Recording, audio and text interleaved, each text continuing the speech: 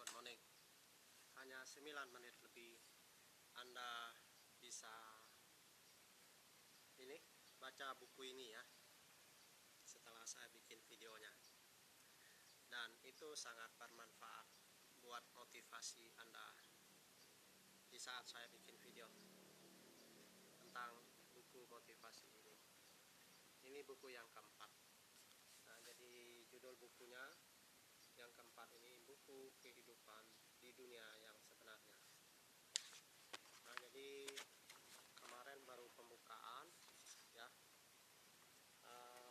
itu masih belum selesai, baru isi buku yang ke-50.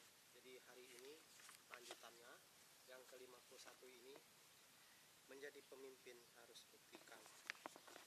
52, Allah memberi penghiburan dan pengharapan kepada manusia. Doa dan terima kasih kepada Tuhan sangat penting kita lakukan. Hindarilah hal-hal yang bodoh, kepribadian yang bersih.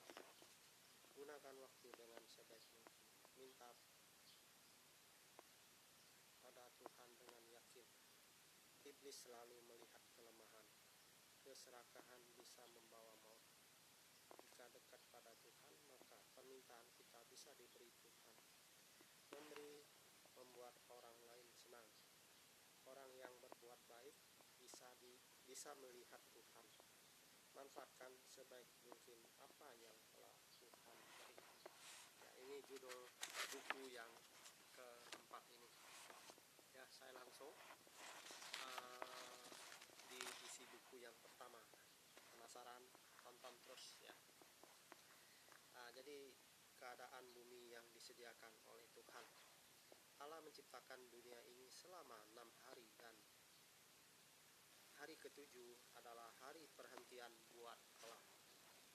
Manusia harus memiliki pendamping karena dalam hidup Tuhan yang bisa bantu. Tuhan atur dalam kehidupan kita, sehingga dengan pemberian dari aktivitas yang kita lakukan dalam 6 hari, 1 minggu, itulah suatu kebahagiaan kita kepada Pencipta yang telah memberi waktu yang istimewa buat kita bersama Tuhan dan untuk kepribadian. Tuhan memberi nasihat supaya kita memiliki pasangan hidup, karena Allah akan menyediakan untuk kita pasangan yang sepadan. Jangan kita mengikuti keinginan sendiri, tetapi ikutilah keinginan Allah. Sebab jika kita mengikuti keinginan Allah, kita akan tahu yang benar dan yang salah. Tetapi jika kita mengikuti keinginan sendiri, kita tidak bisa menilai segala sesuatunya benar, karena bukan berasal dari Allah. Tuhan berjanji bahwa kalau Tuhan bisa memberi, pasti menjadi kenyataan, dan Tuhan selalu menepati janji-janji yang Ia firmankan. Setiap kita melangkah dalam hidup kita, Tuhan telah menetapkan langkah untuk tujuan kemana kita mengambil suatu keputusan. Karena tanpa Tuhan yang bekerja dalam hidup kita, tidak berarti kita bisa mengambil suatu langkah yang tepat. Karena langkah dari Tuhan adalah bijaksana dan tidak sia-sia.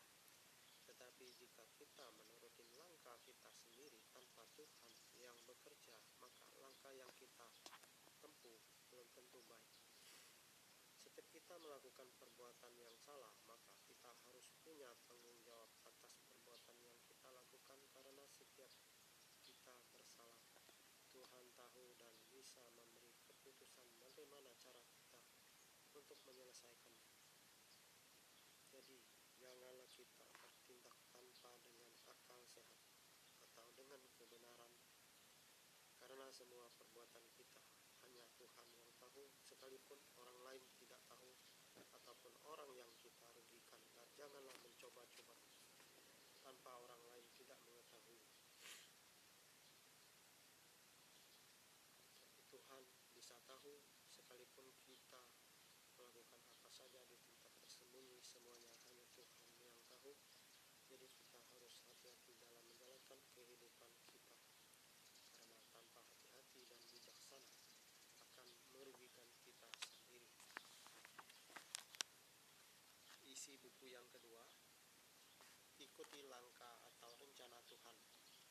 Suap adalah hal yang tidak benar.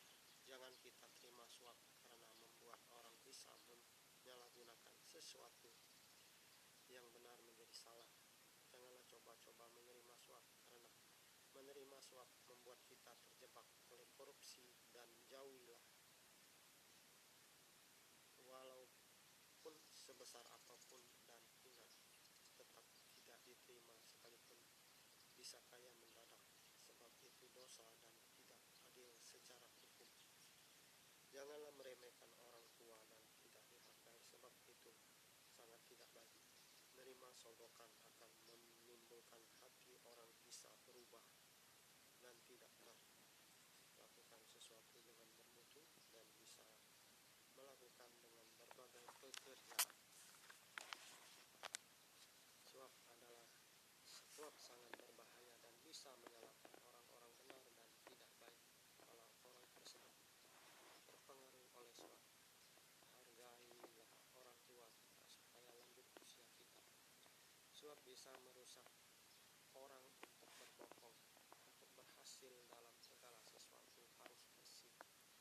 Dilarang terima suap karena memutarbalikkan perkara yang benar. Kita dilarang menyebarkan kabar bohong. Kita dilarang membantu orang yang bersalah dengan menjadi saksi yang tidak baik. Tuhan bisa memberi apa yang Ia miliki untuk kita dan apa yang menjadi keyakinan kita kepada Tuhan. Lakukanlah sebab Tuhan selalu menyertai, dan Tuhanlah yang membuat sesuatu menjadi kenyataan. Jadi jangan ragu-ragu dan percayalah bahwa Tuhan bisa memberi dan menyediakan segala sesuatu karena Allah memiliki apa yang tidak dimiliki oleh manusia. 3. Apakah kita seorang yang bersih di mata Tuhan?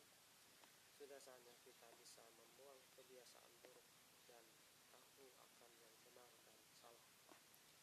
Berusahalah menolong orang yang kekurangan sehingga orang tersebut dipenuhi hari yang bahagia. Kalau kita bisa mengatur waktu dalam hidup,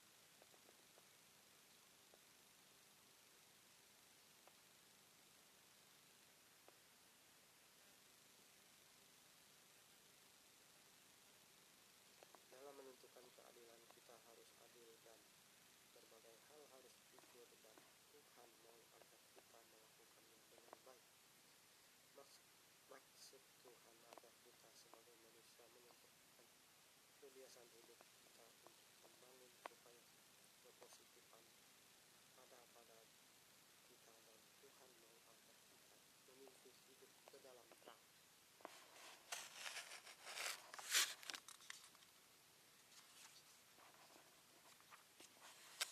Isi buku yang keempat, hargai rencana Tuhan. Sebelum kita menghadapi masalah besar, kita memerlukan petunjuk Tuhan supaya setiap masalah yang kita putuskan adalah yang terbaik.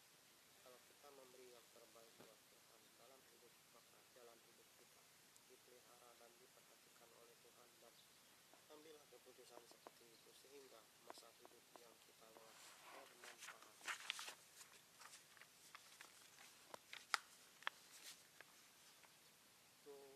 Tidak terpengaruh oleh korupsi atau sogokan. Sebanyak apapun kita tetap berpegang pada kebenaran, yaitu firman Allah.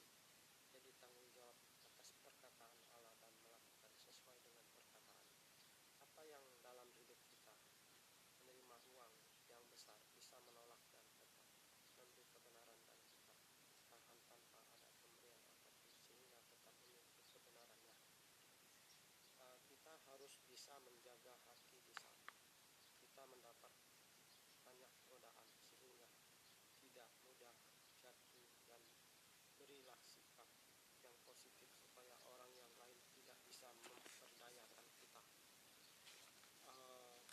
Kita sebagai manusia dihadapi masalah, dan semasa kita hidup tanpa bantuan dari Tuhan, kita tidak akan sanggup menghadapinya, dan kita harus percaya bahwa Tuhanlah satu-satunya bisa menolong kita. Tidak ada yang lain, karena Tuhan satu-satunya yang tahu akan permasalahan itu. Permasalahan itu di atas kita, tetapi bagi Tuhan setiap permasalahan sekalipun sebesar apapun, tetap permasalahan itu berada pada posisi di bawah Tuhan. Percayalah akan hal itu sebab Tuhan yang menyatakannya. Jika kita diberi baja, emas, perak seistana penuh. Apakah kita sanggup melanggar cita Tuhan, atau kita meninggalkan emas dan perak untuk kita sudah melanggar cita Tuhan? Oke, selesai. Wah, lewat 10 menit ya. Nah, jadi TikToknya merasa apa nih, komplain nanti ya. Mungkin ya itulah, tonton aja di YouTube pilihannya ya. Oke, sekian. Luar biasa. Pak, mantap.